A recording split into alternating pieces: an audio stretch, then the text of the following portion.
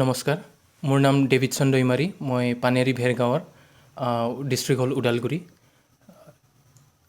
APSC এক্সামৰ যোৱাকালি ফলাফল ঘোষণা কৰা হৈছে। হয়, আপুনি এই ফলাফলত আপুনি ৰেংক কৰিছে, ৰেংকটো আপোনাৰ কিমান আছিলে? মোৰ 121 ৰেংক। 121 ৰেংক আছে। হয়, বৰ্তমান আপুনি কি কৰি আছে আৰু? মই নৰ্থ ইষ্টাৰ্ণ হিল ইউনিভাৰ্চিটিত মই PhD কৰি আছোঁ। PhD কৰি আছে কোনটো ছাবজেক্টত? মই পলিটিকেল ছায়েন্সত। Political science. আপুনি ভবামতে আশা ফলাফল লাভ কৰিছেনে? হয়, ট্ৰাই কৰিছিলোঁ। মই আগৰবাৰো ট্ৰাই কৰিছোঁ। এইটো মোৰ 4th এটেম্প হয়। প্ৰথমবাৰত মই প্ৰিলিমছ পাছ কৰি মেইনছটো দিব পোৱা নাই, জ্বৰ হৈছিলে। তাৰপিছত দ্বিতীয় তৃতীয় দিলোঁ। এতিয়া 4th টাইমত মই ছাকচেছ হ'ব পাৰিছোঁ। এনে আপোনাৰ প্ৰিপাৰেশ্যন কেনেধৰণৰ আছিলে? আপুনি কেনেকুৱাকৈ প্ৰিপাৰেশ্যন কৰিছিলে? প্ৰিপাৰেশ্যন প্ৰিলিমছত অলপ বেলেগ হয় আৰু মেইনছত অলপ বেলেগ হয়।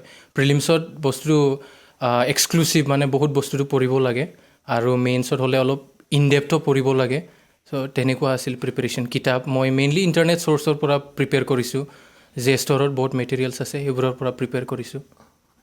আপুনি ডিজিটেল বহুতে ভাবে যে মানে টকা পইচাৰ অভাৱত কিতাপ কিনিব নোৱাৰে, কিবা নোৱাৰে, গতিকে ডিজিটেলৰ সহায়ত আপুনি পাছ কৰিব পাৰি বা প্ৰিপাৰেশ্যন চলাব পাৰি বা এনেকৈ সফল লাভ কৰিব পাৰি বুলি পেলাই আপুনি ভাবেনে?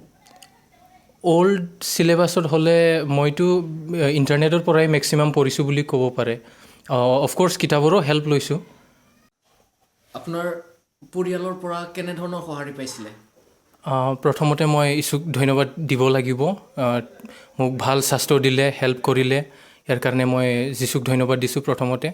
আৰু নেক্সটত মোৰ মা দেউতা বা মোৰ ৰিলেটিভছ, মোৰ ব্ৰাদাৰ্ছ, কাজিনছ সকলোৱে মোক সহায় কৰিছে। যেনেকুৱা এডভাইচ লাগে তেনেকুৱা দিছে। আৰু যদিও মই পাৰা নাই প্ৰথমবাৰৰ বাবে, মোক নিৰাশ হ'ব দিয়া নাই, আকৌ ট্ৰাই কৰ, এনেকুৱা মানে মটিভেশ্যনটো মোক দিছে। তাৰ কাৰণে মই সিহঁতক ধন্যবাদ দিছোঁ। ফিনেন্সিয়েলি বা কোনো একো কিবা অসুবিধা মোৰ হোৱা নাই। মানে পঢ়াত যিমান লাগে, কিতাপ কিনিব লাগে, কোচিং ল'ব লাগে, মই অফক'ৰ্ছ কোচিং লোৱা নাই।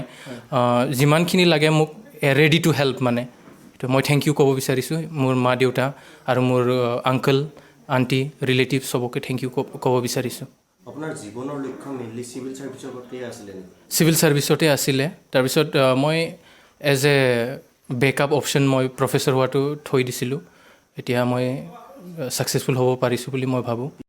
বহুতো ল'ৰা ছোৱালী বা বহুতো যুৱক যুৱতীয়ে বৰ্তমান APSC বা UPSCৰ কাৰণে প্ৰিপাৰেশ্যন চলাই আছে। আপুনি তেওঁলোকক কেনেকুৱা পৰামৰ্শ দিব বিচাৰে? হাৰ্ড ৱৰ্কটো লাগিব আৰু ডেডিকেশ্যন লাগিব। এবাৰ যদি পাছ হোৱা নাই, নেক্সট টাইম মই আকৌ তাতকৈ বেছি জোচ দি মই পঢ়িম। মই ছাকচেছ হ'মেই, এইটো স্পিৰিটটো লাগিব, পাৰ্চিভিয়াৰেঞ্চ লাগিব। সেইটোৱে মই ক'ব বিচাৰিছোঁ।